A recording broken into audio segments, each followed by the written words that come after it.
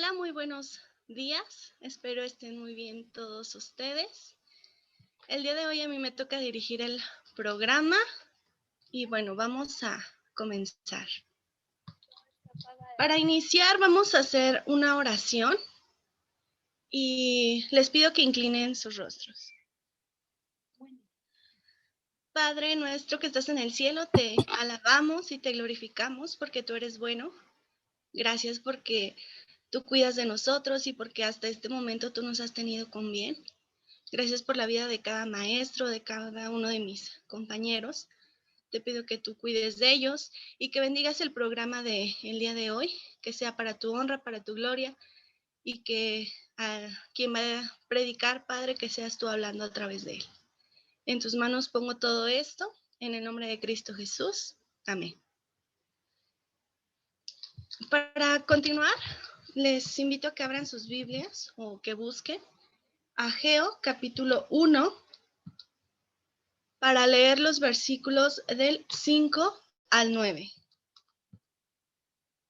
Ageo capítulo 1, versículos del 5 al 9. Yo lo voy a leer en la versión NTV.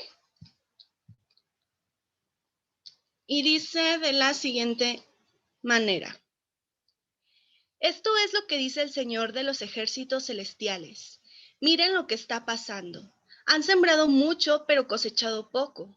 Comen, pero no quedan satisfechos. Beben, pero aún tienen sed.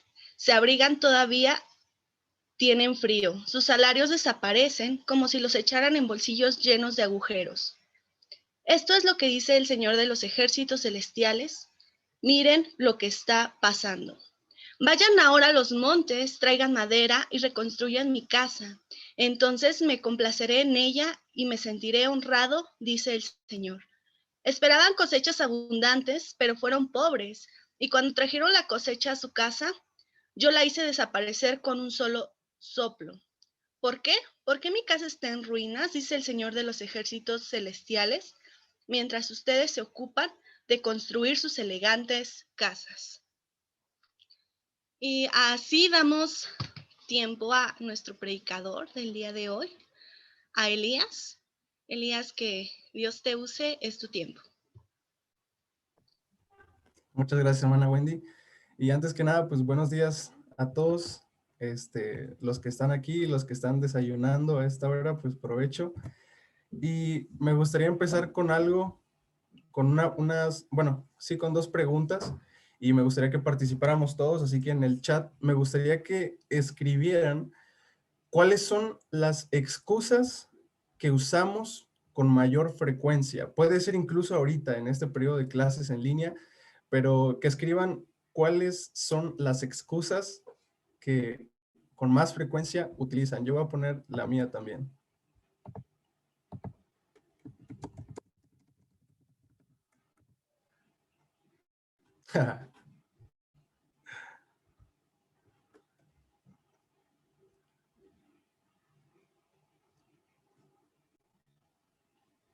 Así que profesores, si alguien les dice se fue la luz, mi internet está fallando, bueno, ya saben, ¿no?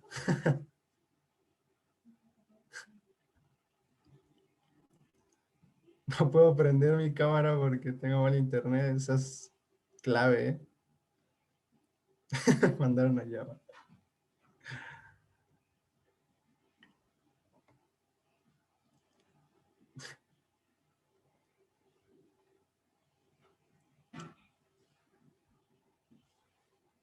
Estoy por llamada. Bueno, y en lo que otros empiezan a escribir sus excusas o las excusas que con más frecuencia utilizamos, quiero llevarlos a otra pregunta, que es, ¿por qué usamos las excusas? ¿Cuáles creen que sean las razones o la razón primordial por las cuales nosotros ponemos las excusas? Igual lo pueden escribir en el chat, por favor.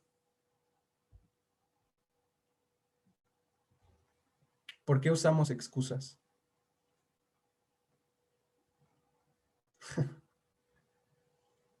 Ok, evadir responsabilidades, cansancio.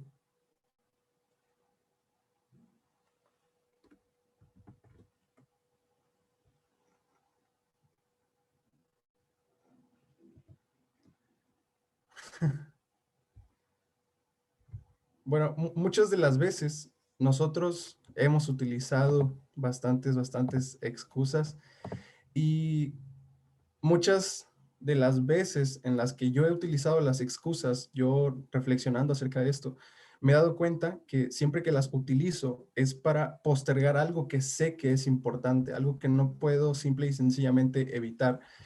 Entonces, eh, quise hacer esto a manera de introducción. Ya nuestra hermana Gwen nos hizo el favor de leer los pasajes que vamos a estar meditando en esta mañana. Y a este sermón yo le puse por título, ¿qué estamos haciendo? Y es una pregunta reflexiva, una especie de pregunta retórica. Y lo que leímos hace un momento en estos pasajes del 5 al 9, en estos pasajes vamos a encontrar dos exhortaciones directamente de Dios hacia su pueblo, ya que ellos habían perdido de vista lo más importante y tristemente estaban poniendo excusas. Estas exhortaciones también aplican para nosotros, así que veamos cuáles son esas exhortaciones. Y la primera exhortación, para entrar directamente al tema, es analiza tu actitud. Leímos el versículo del 5 al 9, pero del 5 al 6 dice, esto es lo que dice el Señor de los ejércitos celestiales. Miren lo que les está pasando. Han sembrado mucho, pero cosechado poco. Comen, pero no quedan satisfechos. Beben y aún tienen sed. Se embriagan, pero todavía tienen frío. Sus salarios desaparecen como si los echaran en bolsillos llenos de agujeros. Todos hemos utilizado excusas para retardar algo que es insoslayable. Y no sé si les ha pasado, pero yo soy una persona que, supongamos, al otro día tengo que presentar un examen, tengo trabajos finales que entregar, son las 2 de la mañana y de repente digo, creo que es un buen momento para empezar a limpiar mi cuarto. Entonces, no sé por qué me pasa así, no sé si a ustedes les ha pasado de que están tendiendo su cama a las 3 de la mañana, teniendo un chorro de trabajos encima, pero bueno, tratamos y hemos utilizado las excusas. Realmente, cuando pensamos en esto, aunque sí la excusa viene siendo un problema, eh, el problema principal no es la excusa, sino la actitud que nos llevó a poner esa excusa. Para este tiempo, cuando estamos leyendo a Geo, había una especie como de dicho popular en ese entonces, que de hecho es una excusa, pero se volvió una especie de dicho popular, que lo encontramos en el versículo 2. Resulta que el pueblo ponía esta excusa y decía, no ha llegado aún el tiempo de reconstruir el templo. Y hay varias teorías, varias posturas del por qué los judíos decían esto. Este libro es post-exílico, entonces el templo estaba destruido, pero el detalle no está como tal en centrarnos en la excusa, sino en la actitud detrás de esa excusa. Lo que había detrás de esta frase de no ha llegado aún el tiempo de reconstruir el templo, simple y sencillamente nos arrojan, nos arroja una especie de claridad en ver el pueblo una actitud y de orgullo. La arrogancia la podemos ver en el hecho de que el pueblo con sus actos decía algo así como, lo podemos hacer después, no pasa nada, ¿no? Hay otras cosas más importantes que hacer y se ponían a trabajar, buscaban otro tipo de actividades y el orgullo lo externaban en el, realmente creo que no lo necesitamos tanto, lo que ocupamos es trabajar más duro, tener la mentalidad de tiburón, y otro tipo de cosas, ¿no?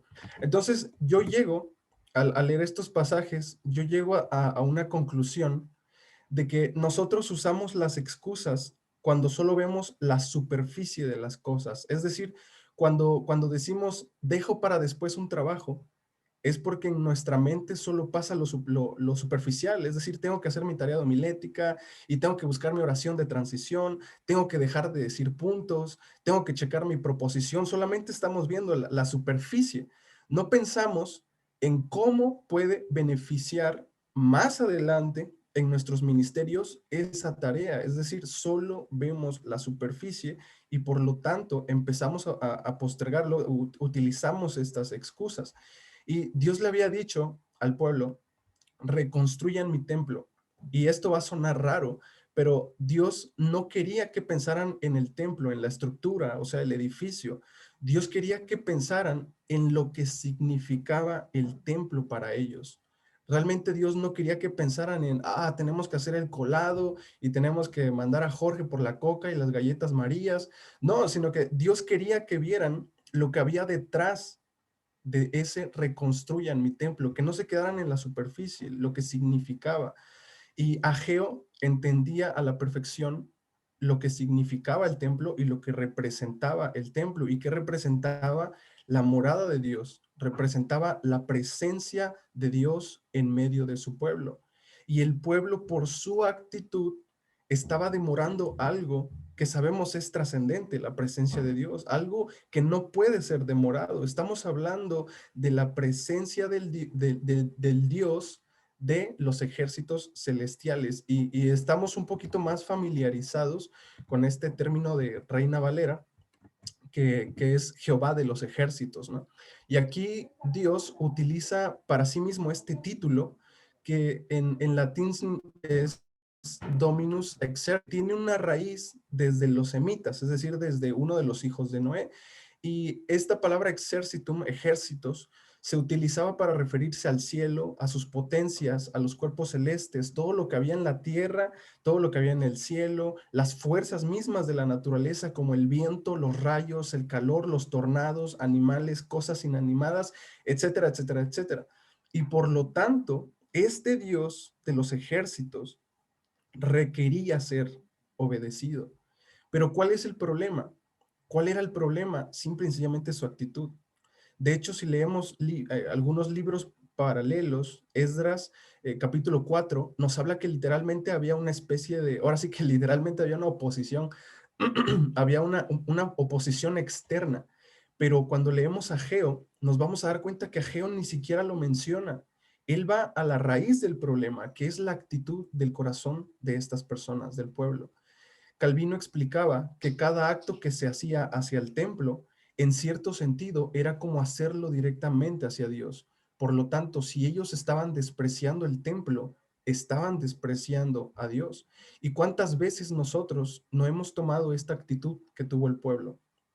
Hay muchos profesores e incluso amigos, y yo le doy gracias a Dios por eso. Hay muchos amigos y profesores que te dicen, debes hacer tu devocional, debes tener tu devocional, pero no te lo dicen porque quieran que cumplas con el protocolo del seminario, que en parte sí, pero no es esa la idea, sino porque quieren que aprendamos y que entendamos que lo más importante para nuestras vidas es estar en comunión con Dios en su presencia. No quieren ellos que veamos solo la superficie, sino lo que significa. Y aquí es donde yo quiero entonces hacer una pregunta, y es, ¿qué estamos haciendo? ¿Cómo es nuestra actitud a la presencia de Dios? Nosotros ponemos excusas, nosotros actuamos como el pueblo, ponemos excusas, estamos retardando algo que no puede ser retardado, algo que es trascendente, la presencia de Dios. Hermanos, les exhorto a que analicemos nuestra actitud, que no sea como la del pueblo, que sea diferente y que simple y sencillamente analicemos nuestra actitud. Y de esta misma manera vamos a pasar a la segunda exhortación, que es analiza tus prioridades. Esto es lo que dice el Señor de los ejércitos celestiales. Aquí está utilizando este título. Miren lo que les está pasando. Vayan ahora a los montes, traigan madera y reconstruyan mi casa. Entonces me complaceré en ella y me sentiré honrado, dice el Señor. Esperaban cosechas abundantes pero fueron pobres. Cuando trajeron las cosechas a sus casas, yo la hice desaparecer con un soplo. ¿Por qué? Porque mi casa está en ruinas, dice el Señor de los ejércitos celestiales, mientras ustedes se ocupan en construir sus casas elegantes. El pueblo ostensiblemente nos deja ver su prioridad y desafortunadamente no era la presencia de Dios.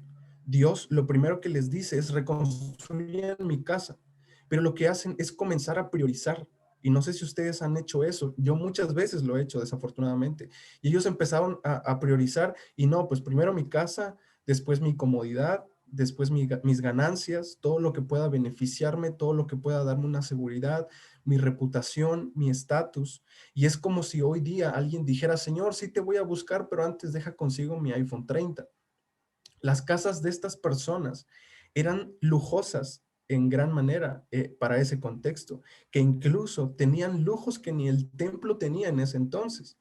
Acumulaban cosas y el Señor les decía algo así como, ¿es neta? El Señor diciéndole, ¿es neta? ¿No se dan cuenta que todo lo que obtienen con mucho trabajo no les rinde?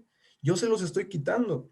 ¿Por qué? El versículo dice, porque mi casa está en ruinas, pero podemos parafrasearlo, podemos decirlo de otra manera. Y es como si Dios le dijera a su pueblo, porque tu relación conmigo está en ruinas.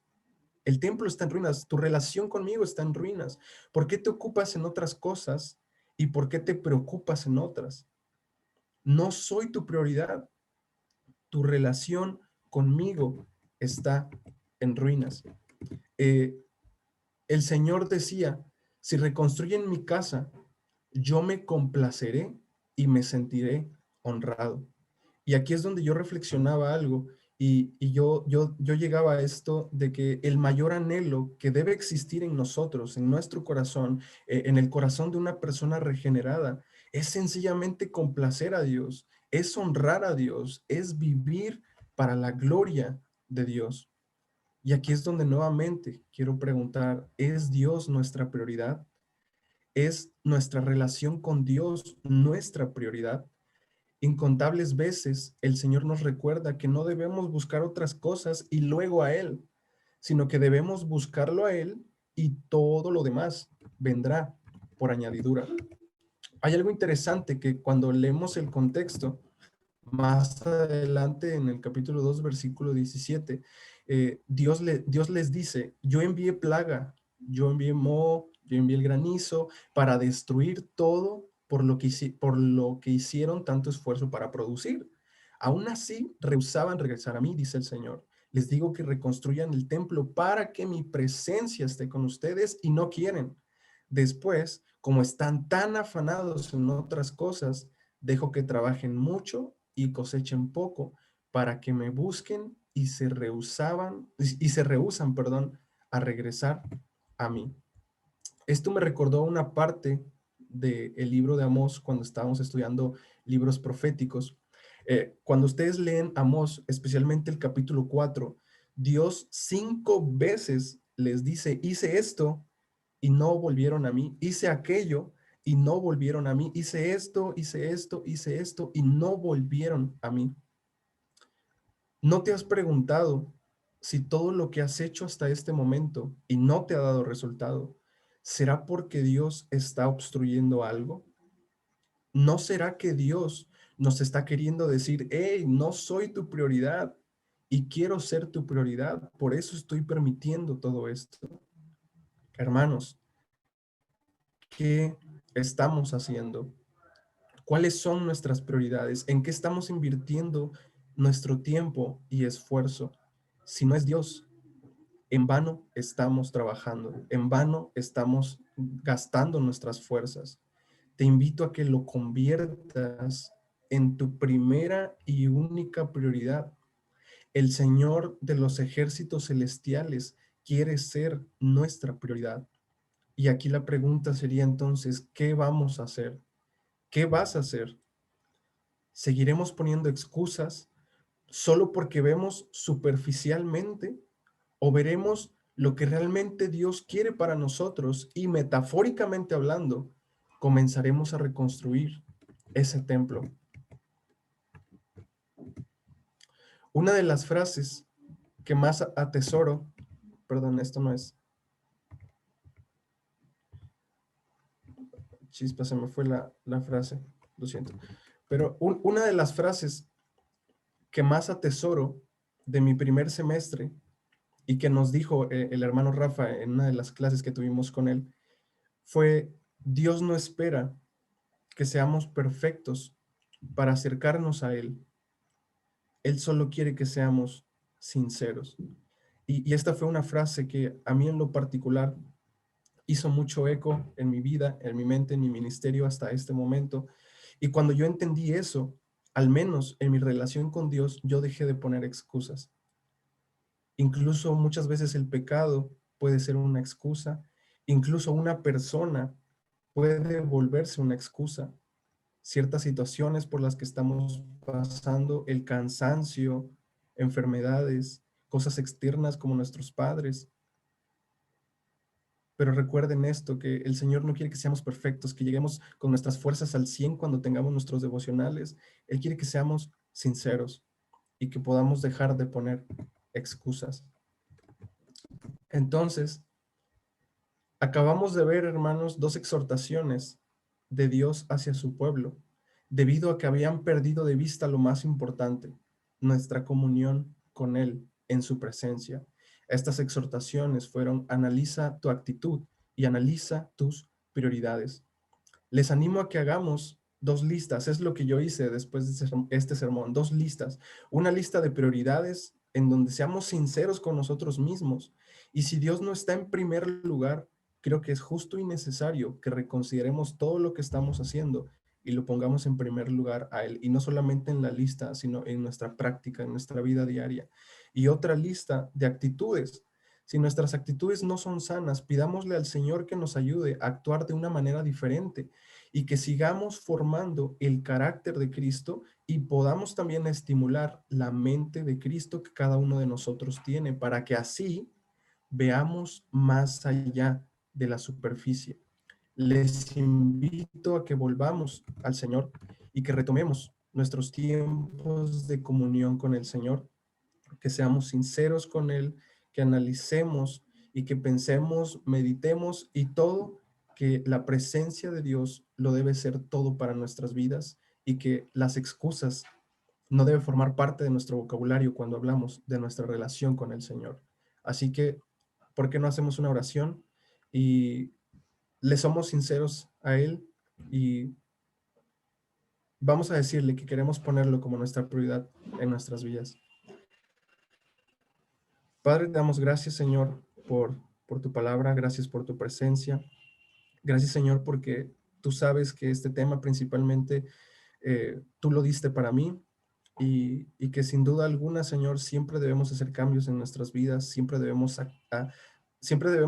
meditar en las cosas que estamos haciendo, pero más que nada en nuestra actitud que nos lleva a realizar esas cosas, que podamos reflexionar acerca de nuestras prioridades y que siempre, Señor, podamos poner en balanza qué es más importante para nosotros. Y si tú no eres lo más importante, ayúdanos a ponerte como prioridad, ayúdanos a ponerte como lo más importante en nuestras vidas.